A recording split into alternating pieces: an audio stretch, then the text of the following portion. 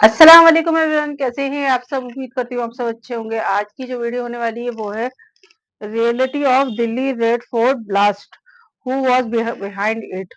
तो ये जो वीडियो है ये ध्रुव राठी ने बनाई है, जो कि अभी दिल्ली में बम ब्लास्ट हुआ लाल किले पे, ये उस पे बनाई गई वीडियो है। और बहुत ज्यादा दुख हुआ सुन के ब्लास्ट हुआ है ना, और उसमें कई सारे लोग मारे गए और बहुत सारे लोग घायल भी हुए। तो सुन के काफी दुख होता है इस तरीके से कि इंसान मतलब कोई अपने काम से के लिए निकला है, कोई किस वजह से निकला है, और फिर एकदम से अचानक से ऐसा हो गया कि फिर वो इस दुनिया से चले गए। तो बहुत ज्यादा दुख हुआ। तो जो इस दुनिया से चले गए, अल्लाह ताला उनकी मगफिरत किया करे और उनके घर वालों को सब्र दे। तो चलिए देखते हैं हम इस वीडियो में इन्होंने क्या दिखाया है, फिर करेंगे इसके बारे में बात। तो आइए स्टार्ट करते हैं।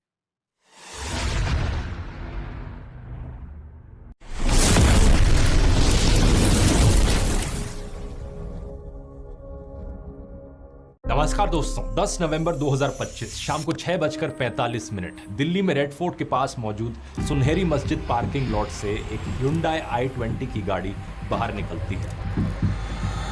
ये गाड़ी लाल किले के पास से यू टर्न लेकर सीधा उसके सामने वाली सड़क पर आती है। 6:52 ये बहुत धीरे धीरे चलकर एक रेड लाइट पर आकर रुक जाती है। ये वाली red light Lal Qila metro station के गेट नंबर 1 से बहुत नजदीक थी और कुछ ही सेकंड बाद दोस्तों एक बहुत बड़ा धमाका होता है।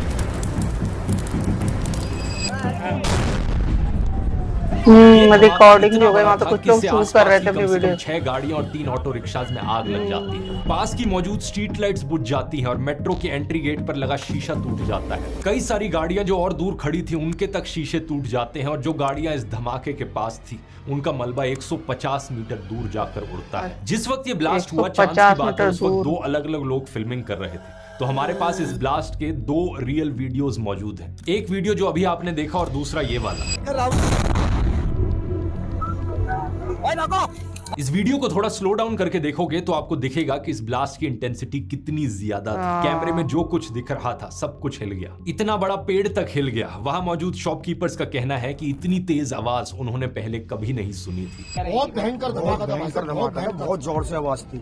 ऐसी आवाज हमने पहले नहीं सुनी। बताया जाता है कि धमाके की आवाज करीब 2.5 किलोमीटर दूर ITO तक सुनाई दी। 6:55 पर दिल्ली फायर सर्विसेज को कॉल आती है, जिसके बाद उन्होंने आग पर काबू करने के लिए 7 फायर टेंडर्स को डिस्पैच कर दिए। एक आई विटनेस बताता है कि इस ब्लास्ट के 10 मिनट के अंदर अंदर लगभग 7 बजे के अराउंड पुलिस वहां पर आ गई थी और 7:15 तक एम्बुलेंसेज भी वहां पहुंच गई थी। चांदनी चौक के लोकल लोग वहां मौजूद विक्टिम्स की बहुत मदद करते हैं और एम्बुलेंस पहुंचने से पहले ही कई विक्टिम्स को तो ई रिक्शास के जरिए पहले ही हॉस्पिटल पहुंचा दिया गया था। धमाके में कुल मिलाकर 20 से ज्यादा लोग घायल होते हैं, जिन्हें तुरंत लोकनायक जयप्रकाश हॉस्पिटल ले जाया जाता है। घायल लोगों में से 8 लोगों की हॉस्पिटल पहुंचने से पहले ही मौत हो जाती है और अभी तक की इंफॉर्मेशन के हिसाब से इस ब्लास्ट में 13 लोगों की जान जा चुकी है। धमाके की सूचना मिलने पर बॉम्ब डिस्पोजल स्क्वाड और फोरेंसिक्स की टीम्स भी मौके पर पहुंचती हैं और कुछ समय बाद नेशनल इन्वेस्टिगेटिव एजेंसी NIA और नेशनल सिक्योरिटी गार्ड NSG भी यहां पर पहुंच जाते हैं।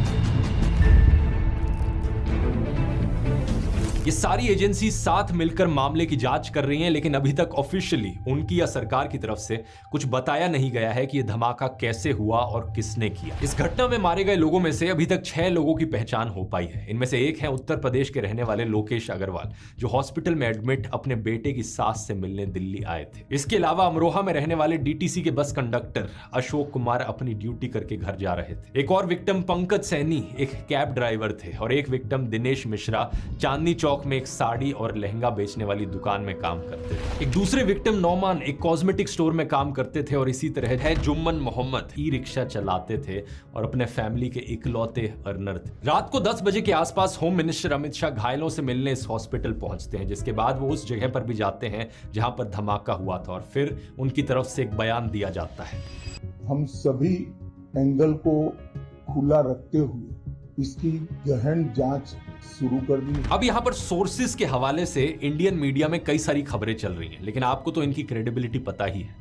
तो जो भी चीजें अब मैं आगे बताने जा रहा हूं इस चीज का ध्यान रखना, क्योंकि हो सकता है अगले कुछ दिनों में ये खबरें गलत साबित हो जाए। वैसे अगर ऐसा हुआ तो इस वीडियो के पिन कमेंट को चेक कर लेना, क्योंकि वहां पर इसे मैं मेंशन कर दूं। टाइम्स ऑफ इंडिया ने सोर्सेज के हवाले से बताया है कि इस Hyundai i20 गाड़ी का नंबर प्लेट था HR26 CE7674। द हिंदू को सोर्सेज ने बताया कि इस गाड़ी का ओनर मोहम्मद सलमान था, जो हरियाणा के गुड़गांव में रहने वाला था। पुलिस ने जब सलमान को डिटेन किया तो उनको पता चला कि सलमान ने गाड़ी दिल्ली के ओखला में रहने वाले देवेंद्र को बेच दी थी। उसके बाद ये गाड़ी देवेंद्र ने अंबाला में किसी को बेच दी थी और उसके बाद ये गाड़ी और किसी के पास गई। कुछ अखबारों के अनुसार यहाँ पर एक पुलवामा में रहने वाले तारिक का भी एंगल है। इसकी आगे बात करते हैं वीडियो में, लेकिन इससे पहले मैं बताना चाहूंगा कि धमाके के बाद दिल्ली के अलावा मुंबई समेत देश के कई इलाकों में हाई अलर्ट घोषित कर दिया गया है। हालांकि ऑफिशियली अभी तक नहीं कहा गया है कि एक आतंकी हमला था या कोई एक्सीडेंट था, लेकिन कई ऐसी चीजें हैं जो इसकी तरफ संकेत देती हैं कि सरकार अब इसे एक आतंकी हमला मानकर ही चल रही है। पहला, दिल्ली पुलिस ने इस मामले में यूएपीए के तहत एफआईआर दर्ज कर दी है, जिसका इस्तेमाल आतंकवाद से संबंधित मामलों में ही होता है। और दूसरा, भूटान के दौरे पर गए प्रधानमंत्री नरेंद्र मोदी ने अपने भाषण में इस धमाके को एक साजिश बताया है। इसके पीछे के षड्यंत्रकारियों को बख्शा नहीं जाएगा। प्रधानमंत्री ने कहा कि इसके पीछे जिसका भी हाथ है उसे बख्शा नहीं जाएगा और इसकी इन्वेस्टिगेशन को अब एनआईए के हवाले कर दिया गया है, जो कि एक काउंटर टेररिज्म एजेंसी है। अब इस पूरे इंसिडेंट को दोस्तों फरीदाबाद में हुई एक घटना से लिंक करके देखा जा रहा है। दरअसल बात क्या है कि 10 नवंबर के ही दिन जम्मू कश्मीर और हरियाणा पुलिस ने मिलकर कश्मीर में रहने वाले 2 डॉक्टर्स को गिरफ्तार किया था। आरोप यह है कि ये डॉक्टर्स पाकिस्तान के आतंकी संगठन जैश ए मोहम्मद और अलकायदा से जुड़े अंसर गजवातुल हिंद यानी AGH के लिए काम कर रहे थे। असल में कुछ समय पहले श्रीनगर के नौगाम एरिया में जैश ए मोहम्मद के सपोर्ट में कई पोस्टर्स लगाए गए थे।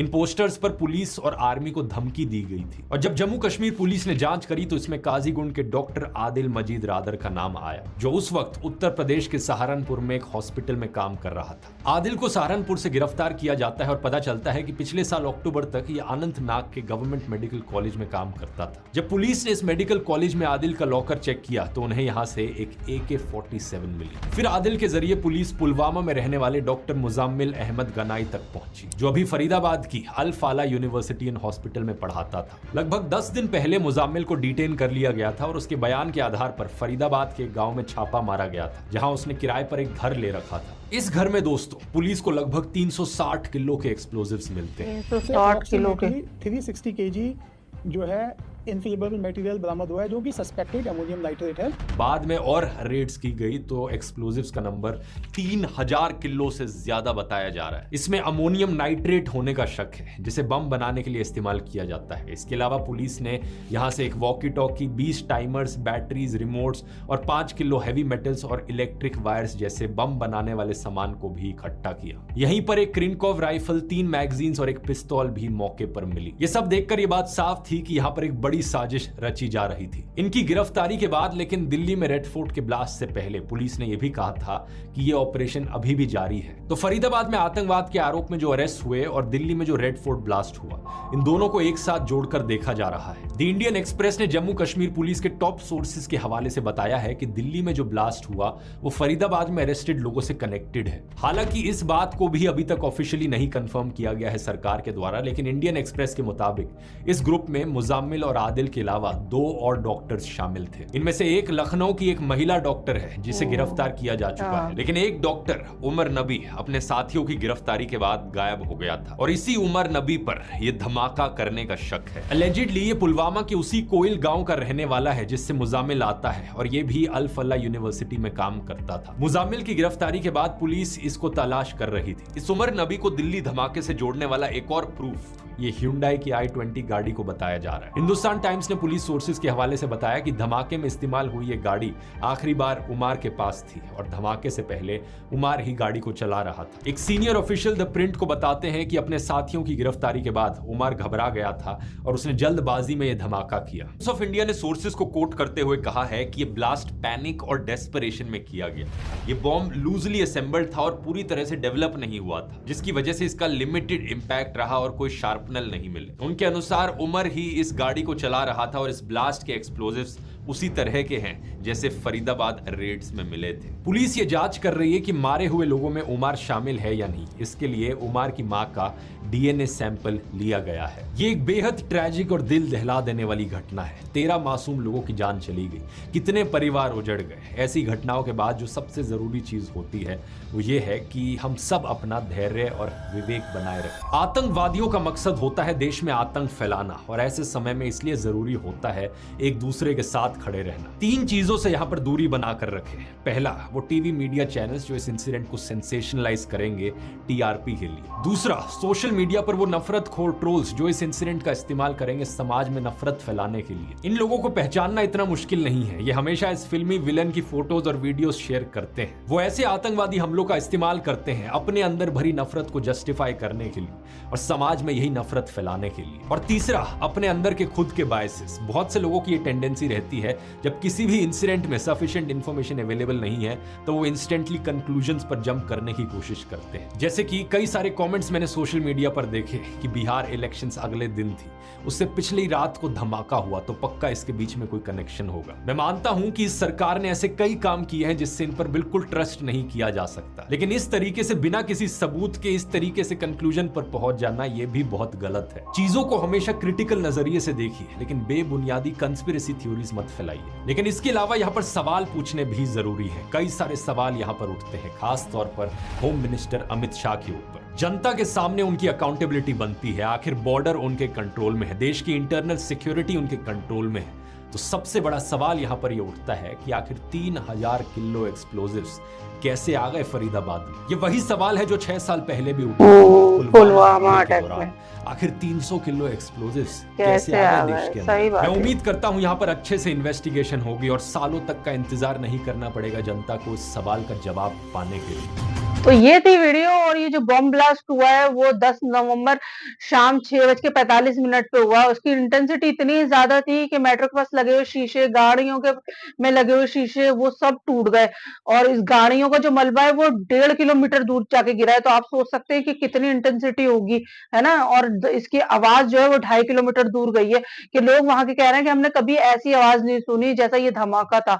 तो वाकई बड़ा खौफनाक मंजर होगा। और उस टाइम पे 2 लोग अपनी वीडियो शूट कर रहे थे, तो उनकी उस वीडियो शूट होने में भी ये चीज रिकॉर्ड हुई है कि पेड़ तक हिल रहा है ना, एकदम से ऐसी कंपन सी हुई।